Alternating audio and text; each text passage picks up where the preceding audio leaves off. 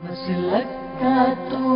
امام ہے الیاس قادری، تدبیر تیری تام ہے الیاس قادری، مسلک کا تو امام ہے الیاس قادری۔ الحمدللہ رب العالمین والصلاة والسلام علی سید الانبیاء والمرسلین، اما بعد فاعوذ باللہ من الشیطان الرجیم، بسم اللہ الرحمن الرحیم۔ الصلاة والسلام علیک یا رسول اللہ، الصلاة والسلام علیک یا حبیب اللہ، الصلاة والسلام علیک یا نبی اللہ، وعلی آلک واصحابک یا نور اللہ۔ میٹھے میٹھے اسلام بھائیو اور مدنی چینل کے ناظرین، ایک بار پھر ہم مدنی چینل کے بہت ہی پیارے سلسلے تذکرہ امیر اہل سنت میں آپ کو مرحبا کہتے ہیں۔ سلسلے کے آغاز سے پہلے آقا دو عالم صلی اللہ علیہ وآلہ وسلم کی بارگاہ میں ہدیہ درود پیش کرنے کے فضائل میں سے ایک فضیلت عرض کرتا ہوں۔ فرمان مصطفیٰ صلی اللہ علیہ وآلہ وسلم ہے کہ جس شخص نے مجھ پر ایک بار درود پاک پڑھا، اللہ تعالیٰ عز و جل اس پر 10 رحمتیں نازل فرماتا ہے، اور جس نے 10 بار درود پاک پڑھا، اللہ تعالیٰ عز و جل اس پر 100 رحمتیں نازل فرماتا ہے۔ صلو علی الحبیب صلی اللہ تعالی علی محمد صلی اللہ علیہ وصحبہ وبارک وسلم۔ دیکھتے ہیں ہمارے ساتھ آج کون اسلام بھائی ہیں اور کیا مدنی گلدستہ ہے، اس میں کیا کہہ رہے ہیں، پہلے سنتے ہیں پھر مزید انشاءاللہ گفتگو کو آگے بڑھائیں گے۔ صلو علی الحبیب صلی اللہ تعالی علی محمد صلی اللہ علیہ وسلم۔ الحمدللہ زیارتوں پر بھی باپا کے ساتھ حاضری ہوئی، غار حرا پر حاضری ہوئی، غار ثور پر حاضری ہوئی، اسی طرح میدان عرفات میں اس مقام پر باپا نے، وہ مقام جو ہم نے کبھی پہلے سنا بھی نہیں تھا، لیکن آنکھ والا تیرے جوبن کا نظارہ دیکھے، دیدہ کور کو کیا آئے نظر کیا دیکھے، باپا نے الحمدللہ اس پتھر کی زیارت کروائی جہاں حجت الوداع کے موقع پر میرے آقا کریم علیہ السلام نے خطبہ ارشاد فرمایا تھا۔ وہ پتھر آج بھی وہاں میدان عرفات کے اندر موجود ہے، تو اس پتھر کی زیارت ہوئی۔ اسی طرح الحمدللہ ایسے ایسے مقامات جہاں ہر ایک کی رسائی نہیں ہوتی، ہر ایک کو ان مقامات کا پتہ نہیں ہوتا، لیکن باپا کے ساتھ الحمدللہ وہاں ایک اسلامی بھائی جو عالم دین بھی تھے، مفتی تھے، تو وہ ساتھ لے کر گئے اور ساری زیارتیں الحمدللہ کی، اور ان زیارتوں میں بھی ایسے رکت انگیز مناظر ہوتے تھے، کہیں باپا ان کی پوری تاریخ بیان فرماتے اور پورے اس غار کے یا دیگر جہاں جہاں ہماری حاضری ہوتی، باپا ان کے پورے مطلب ہے کہ پہلے باقاعدہ طور پہ سمجھاتے ہمیں یہ وہ مقام ہے۔ جس طرح جارانہ کے مقام پر حاضری ہوئی تو باپا نے ارشاد فرمایا یہاں قریب ہی غزوہ حنین ہوا تھا، یہاں صحابہ جو زخمی ہوئے تھے وہ اس کنویں سے انہوں نے اپنے زخم صاف کیے تھے تو ان کے زخم ٹھیک ہو گئے تھے۔ اس طرح باپا نے ہمیں پورے وہ مناظر جو تھے، یوں لگتا تھا کہ جیسے ہم اس وقت اس زمانے میں ہم پہنچ گئے ہیں کہ وہ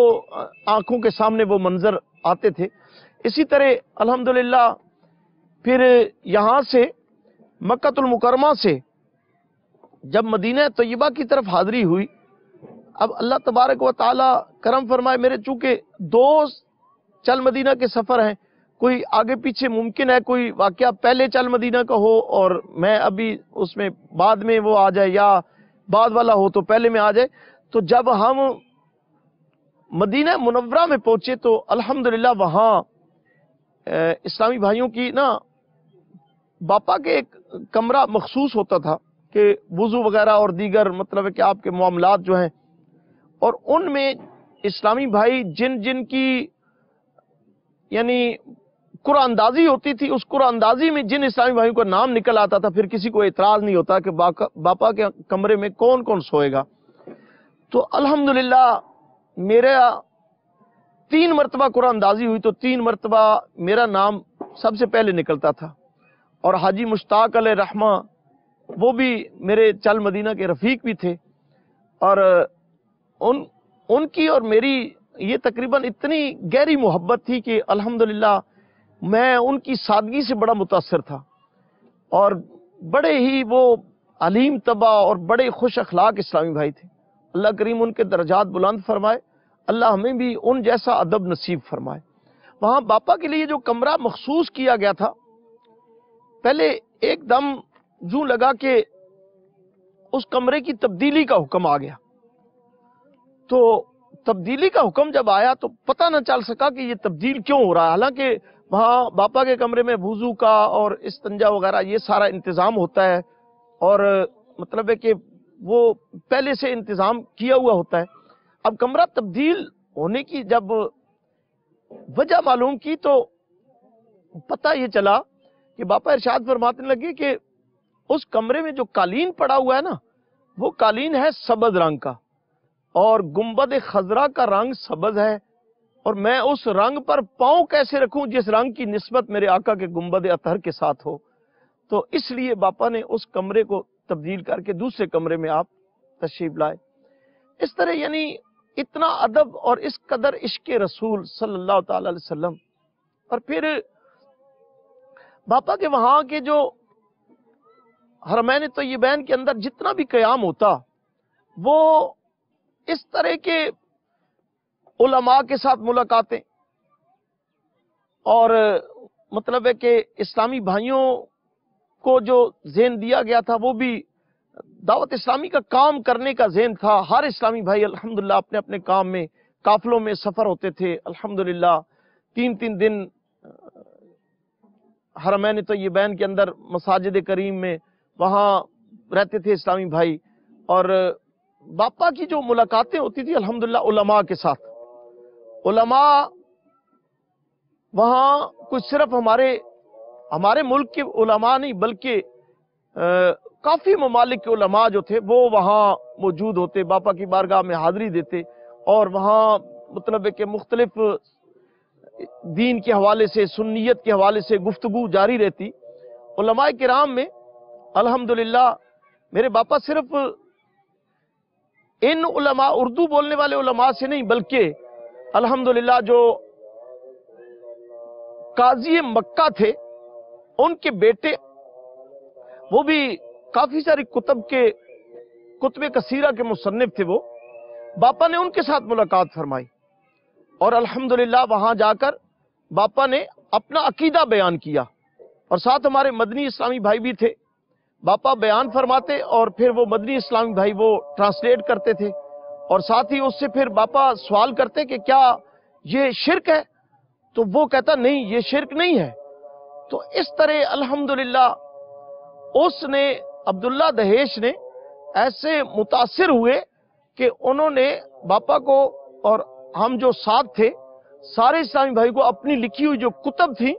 وہ کتب تقریباً اس وقت پاکستانی 16-17 ہزار کی وہ ایک سیٹ اس نے سارے اسلامی بھائیوں کو تحفے میں دیا تھا۔ اس قدر متاثر ہوئے، اور الحمدللہ وہاں جا کر باپا نے اپنے عقائد اہل سنت و جماعت کے عقائد بیان فرمائے۔ اسی طرح وہاں مینا میں شیخ عمر، یہ غالباً پتہ نہیں یمن کے تھے یا کس ملک کے تھے، شیخ عمر، ان کے ساتھ باپا کی ملاقات رہی، ان کے خیمے میں ہم گئے، وہاں مینا شریف میں محفل میلاد شریف ہوئی، اور وہاں مشتاق بھائی علیہ رحمہ انہوں نے عربی میں کلام پڑھا، طلع البدر علینا۔ اس طرح مطلب ہے کہ وہ بڑی ہی عجیب مناظر تھے کہ وہ دیکھنے کے قابل تھے۔ اور باپا الحمدللہ علماء کی مہمان نوازی فرمایا کرتے، روزانہ ہر روز جب بھی کھانا تناول فرماتے تو کھانے سے پہلے ہی نیت ہو جاتی کہ یہ لنگر جو ہے یہ سیدنا ابو البشر سیدنا آدم علیہ نبینا علیہ الصلوۃ والسلام کے ایصال ثواب کے لیے ہے، حضرت سیدنا ابراہیم علیہ السلام کے ایصال ثواب کے لیے، اس طرح مختلف بزرگان دین، انبیاء کرام، اور ان کے نام پر وہ لنگر جو ہوتا تھا، اس میں الحمدللہ میرے باپا کا دسترخوان اتنا وسیع تھا کہ اس میں ہر کوئی آ جاتا کرتا تھا۔ الحمدللہ علماء کرام تو کثرت سے وہاں موجود ہوتے، اور ہر وقت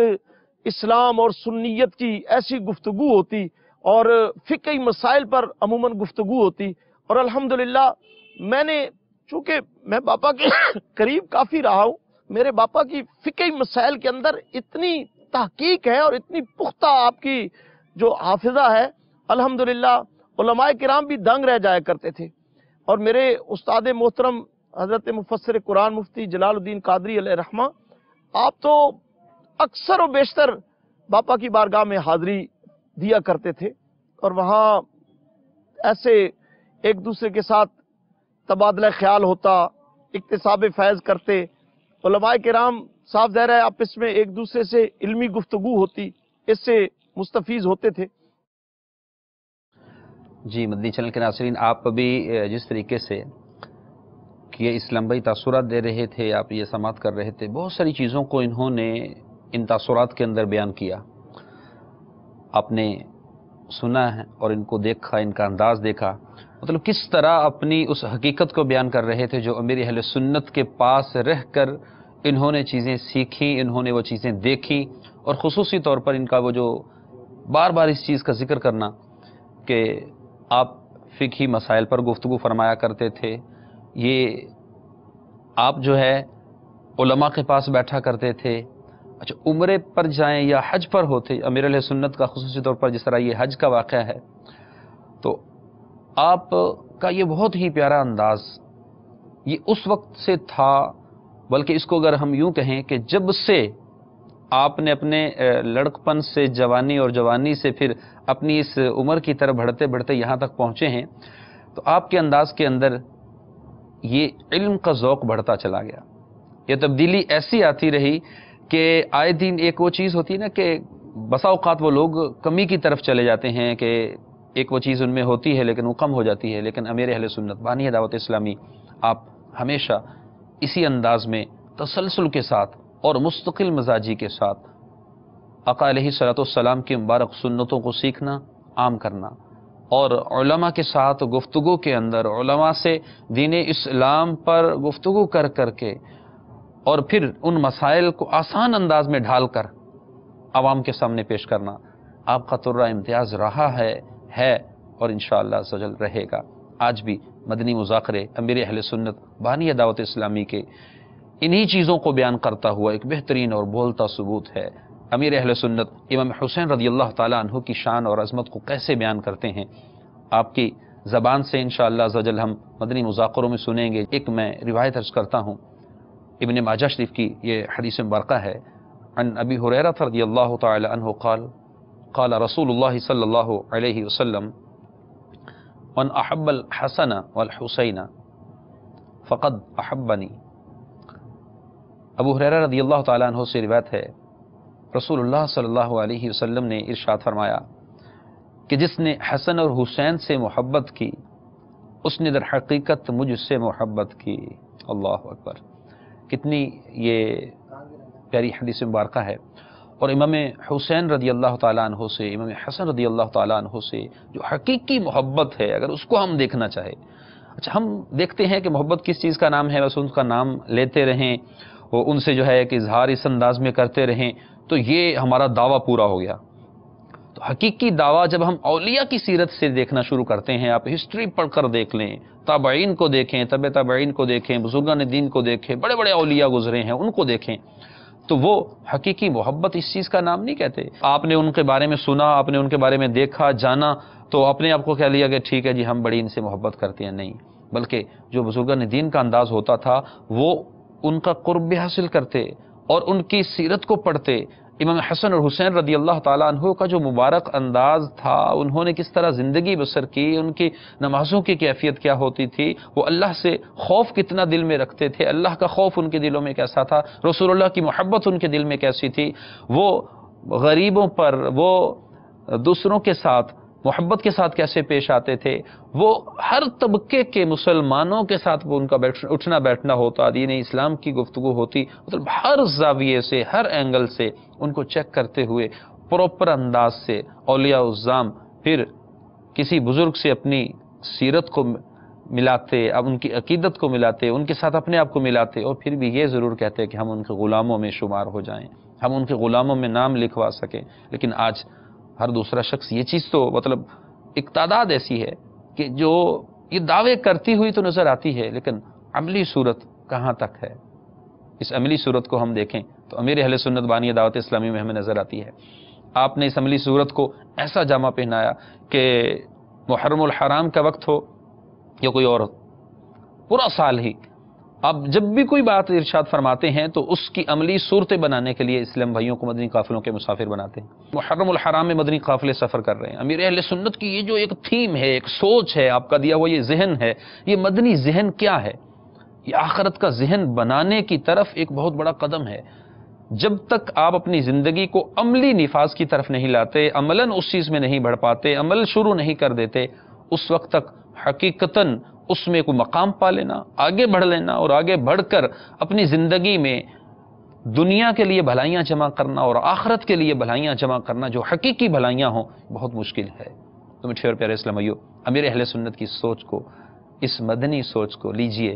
اور امام حسن اور حسین رضی اللہ تعالیٰ عنہ کو یاد کرتے ہوئے ان کے جو انہوں نے تو اس وقت مشکلات اور ساری چیزوں کا سامنا کیا، آج ہم بھی ان چیزوں کو دیکھتے ہوئے ان چیزوں کا تھوڑا سا حصہ ہی لینے کے لیے قافلوں کے مسافر بنے، اور یہ جو 3 دن آ رہے ہیں جس طریقے سے 8، 9 اور 10 محرم مدنی قافلوں کے مسافر بن جائیں، تو جہاں پر بھی مدنی چینل کے ناظرین ہمارے ساتھ موجود ہیں، تذکرہ امیر اہل سنت اس سلسلے میں ہم آپ کو یہ دعوت دیتے ہیں، کوشش فرما کر مدنی قافلوں کے مسافر بنیے، دعائیں کیجئے، ایصال ثواب کیجئے اور خوب خوب برکتیں حاصل کیجئے۔ تو جس طرح یہ اسلام بھائی تاثرات دے رہے تھے، بار بار علماء کا تذکرہ کر رہے تھے، تو آئیے بڑھتے ہیں، ہند کے عالم ہیں وہ کیا کہتے ہیں دیکھتے ہیں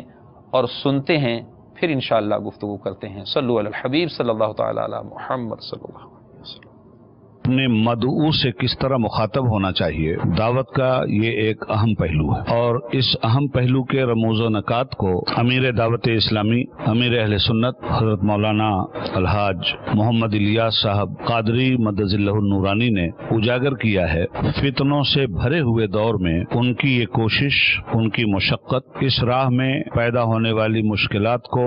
صبر و رضا کی منزل میں آ کر جھیلتے ہوئے جس طرح انہوں نے اپنے خلوص کا اظہار کیا، اس کے نتائج ہمیں آج پوری دنیا میں دیکھنے کو مل رہے ہیں۔ برے لوگوں کو ہم نے بھلائی کے پیکر میں ڈھلتے ہوئے دیکھا۔ حضرت مولانا الیاس قادری صاحب دامت برکاتہم العالیہ کی زندگی کا جب اپنی گنہگار آنکھوں سے جائزہ لیتے ہیں تو ہمیں یہ عام طور پہ نہیں، خاص طور پہ محسوس ہوتا ہے کہ اس سرزمین پر سنت رسول کو اجاگر کرنے والی ایک ایسی عملی شخصیت موجود ہے جو زبان سے سنت کو نہیں پڑھاتی بلکہ اپنے عمل سے سنت رسول صلی اللہ علیہ وسلم کی عطر بیز خوشبو کو اکناف عالم میں پھیلا رہی ہے، جس سے کائنات عالم کے اسلامیوں کا دل و دماغ معطر ہو رہا ہے، اور اس مشام جاں کو کائنات عالم میں لیے ہوئے باد صبا بھی گھوم رہی ہے۔ ماشاءاللہ، علماء کا بیان کرنے کا انداز، گفتگو کرنے کا انداز، ان کا تاثرات دینے کا انداز الحمدللہ عز و جل آپ نے دیکھا، اور خصوصاً امیر اہل سنت کے متعلق جب گفتگو فرما رہے ہوتے ہیں تو اس وقت ان سے مطلب زبان سے ایسے الفاظ نکل رہے ہوتے ہیں، وہ کس طرح ایک پھولوں کی طرح پروئی ہوئی وہ چیزیں امیر اہل سنت کے متعلق بیان کی جا رہی ہوتی ہیں۔ میٹھے اور پیارے اسلامیوں، ہمیں بھی آج اس دور میں امیر اہل سنت کے حقیقی مقام کو سمجھتے ہوئے آپ کے قول، آپ کے انداز، آپ کے فرمان اور ان چیزوں کو ہمیں اپنی زندگی کا حصہ بناتے چلے جانا چاہیے۔ وقتاً فوقتاً امیر اہل سنت ہمیں مختلف چیزوں کا درس دے رہے ہوتے ہیں، سمجھا رہے ہوتے ہیں، بہت ساری ایسی چیزیں۔ تو تاریخی جب ہم اس طرح ہسٹری کو میں اکثر عرض کیا کرتا ہوں کہ ہم دیکھیں تو تھوڑا بیک پہ جانا چاہیے نا، کیونکہ بہت ساری چیزیں وہاں سے ہمیں واضح ہوتی ہیں، وہ اس دور کی طرف ہمیں لے جا رہی ہوتی ہیں جہاں سے ہم تک دین پہنچ رہا ہے۔ تو ایک اللہ تعالیٰ عز و جل کے مقبول بندے سلطان باہو علیہ الرحمہ، ان کا ذکر ملتا ہے۔ آپ نے بہت سارے اپنے ملفوظات مریدین کو، متعلقین کو ارشاد فرمائے۔ جب ہم ان ملفوظات کی طرف جاتے ہیں تو اس میں انہوں نے راہ سلوک پر چلنے کے مطلب جو ایک اولیاء کا انداز ہوتا ہے، اور ایک وہ راہ کہ جو صوفیہ کی، تصوف اور اسی طرح بزرگان دین کی، جو نیک لوگوں کی انداز کی وہ راہ ہوتی ہے، تو اس پر چلنے کے لیے انہوں نے کچھ مدنی پھول ارشاد فرمائے۔ اس میں سے چند مدنی پھول میں عرض کرتا ہوں، پھر ہم انشاءاللہ ایک اور مدنی گلدستہ سماعت کریں گے، دیکھیں گے۔ آپ اپنے متعلقین کو یہ فرمایا کرتے تھے کہ اے لوگو، رات کو اکیلے رہ کر یاد الہی میں مشغول رہا کرو. یاد الہی میں مشغول رہنا ہے تو اکیلے رہا کرو. اچھا، اکیلے ہونے اور اس انداز میں جب یاد الہی کر رہے ہوں گے تو اس میں بڑا ایک ذوق پیدا ہوگا. ایک اور اسی طریقے سے جو بات ارشاد فرمائی کہ اللہ عز و جل کی ذات سے انس و رفاقت یعنی محبت اور قرب رکھا کرو. یعنی اللہ کی ذات سے ایک محبت رکھنا. اب یہ کیسے شروع ہوگا؟ خود سے ایک آدمی کوشش کرتا ہے، وہ نہیں کر پاتا. پہلے تو اس کو یہی نہیں پتا ہوتا کہ محبت ہوتی کیا چیز ہے، محبت کیسے ہوگی، میں رب سے محبت کیسے کر سکتا ہوں، رب سے محبت کے انداز کون کون سے ہیں، اس کا طریقہ کیا ہے. اچھا، اللہ سے محبت کرنی ہے تو مجھے کن کن چیزوں کو اپنانا پڑے گا، اور مزید کون سی ایسی چیزیں ہیں مجھے جو رب سے محبت میں آگے بڑھا سکتی ہیں. اور پھر جب میں رب سے محبت کرنے والا بن جاؤں گا تو میرا رب مجھ کو اور مزید اپنے قریب کر لے گا، اپنا قرب عطا فرمائے گا. تو یہ چیزیں کیسے حاصل ہوں گی؟ اس کے لیے بھی ہمیں کسی اللہ کے نیک بندے کو، اللہ کے مقبول بندے کو پکڑنا ہوگا. مطلب ان کا دامن اپنے ہاتھ میں لینا ہوگا، ان کے دامن کو پکڑنا ہوگا، پھر آگے بڑھ سکیں گے. اسی طرح ایک تیسرا مدنی پھول جو ارشاد فرمایا، اس مدنی پھول پر غور کرتے ہیں، بڑی ہی قابل غور بات ہے. آپ فرمایا کرتے کہ ہر رات کو قبر کی رات کا سمجھا کرو. اب یہ بات جب انہوں نے ارشاد فرمائی ہر رات کو قبر کی رات سمجھا کرو،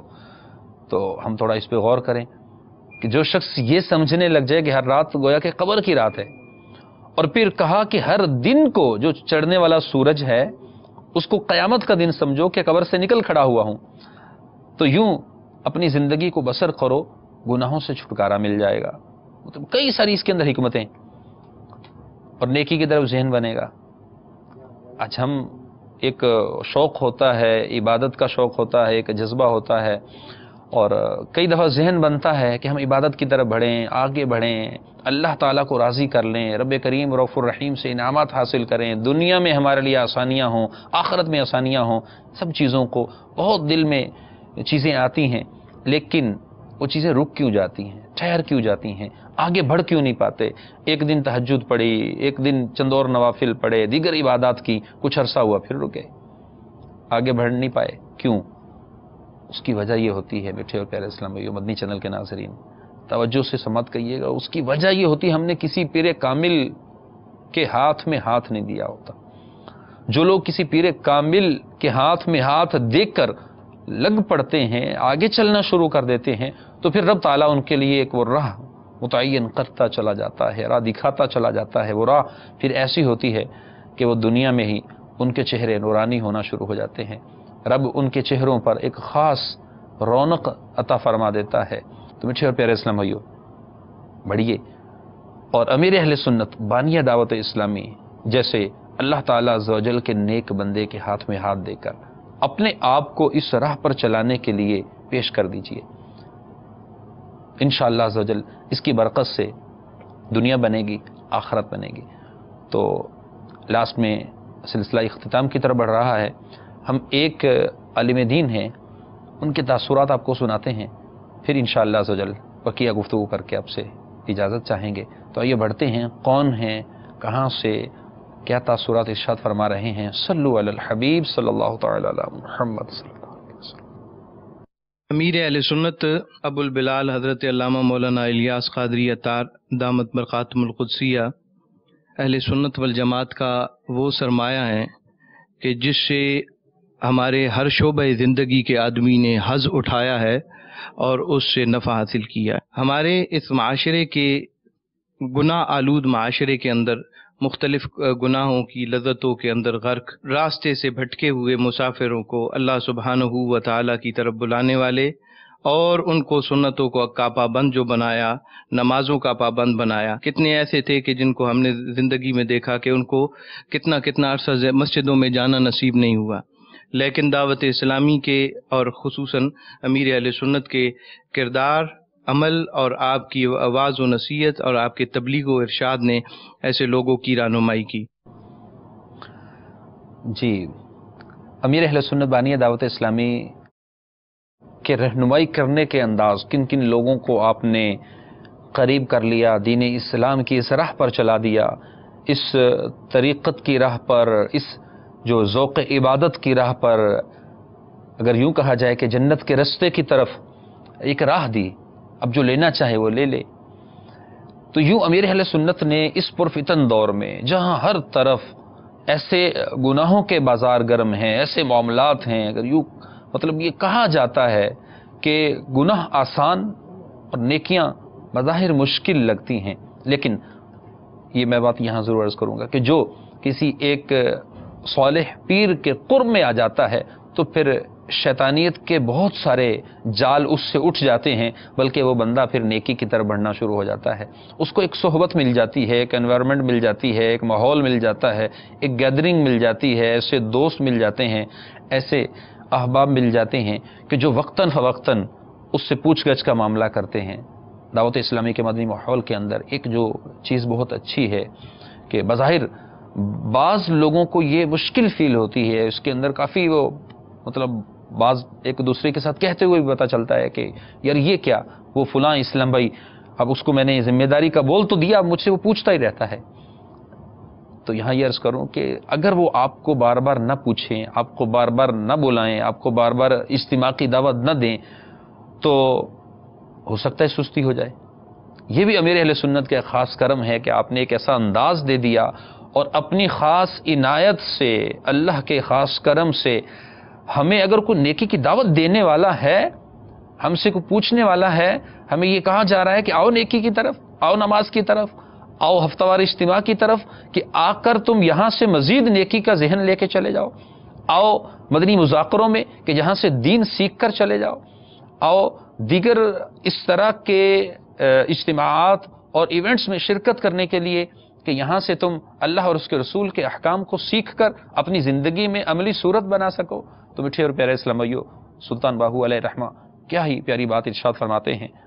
مریدین کو، متعلقین کو انہوں نے یہ ارشاد فرمایا تھا، فرمایا مرشد کامل اپنے مرید کو باطنی طریقے پر حضور صلی اللہ علیہ وسلم کی بارگاہ میں پہنچا دیتا ہے۔ اللہ کے بندو، کیا آپ سرکار صلی اللہ علیہ وسلم کی بارگاہ میں نہیں پہنچنا چاہتے ہیں؟ یقیناً ہر مسلمان چاہتا ہے کہ رسول اللہ کی بارگاہ میں پہنچ جائیں۔ تو آئیے امیر اہل سنت بانی دعوت اسلامی کے قدموں کو چمبڑ جاتے ہیں، آپ کے دامن سے لپٹ جاتے ہیں، آپ کے ذریعے سے انشاءاللہ امام حسن اور حسین رضی اللہ تعالی عنہ سے ہوتے ہوئے آقا دو عالم صلی اللہ علیہ وسلم کی بارگاہ میں پہنچ جائیں گے۔ تو میٹھے پیارے اسلام بھائیو،